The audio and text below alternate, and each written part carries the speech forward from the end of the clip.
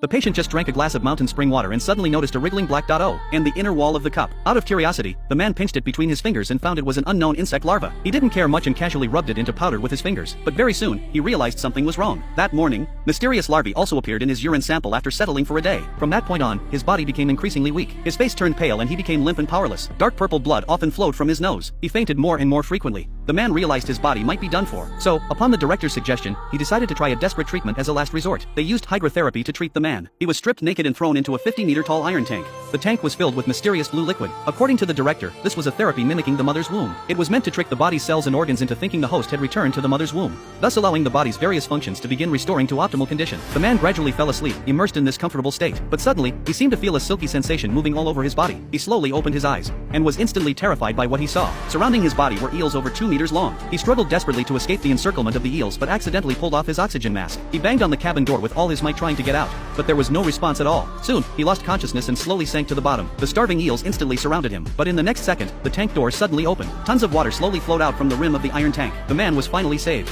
It turned out that the director had been too focused on giving a lecture to the nurse behind him, and had forgotten the man inside the water tank. Luckily, he was discovered in time and no life-threatening danger occurred. But when the man, now recovered, shone his flashlight back into the tank to investigate, he couldn't find anything unusual. However, the explanation the director gave about what the man had just experienced was extremely far-fetched. He claimed that the eels seen just now were merely normal hallucinations caused by the hydrotherapy, and told the man not to worry. But the immersive sensation felt incredibly real. The man was convinced it was definitely not just a hallucination, because he thought he had seen that kind of creature in the toilet yesterday as well. All signs pointed to something being seriously wrong with this hospital, until late at night, when strange vibrations came from the toilet again. The awakened man unexpectedly discovered the hospital's true secret.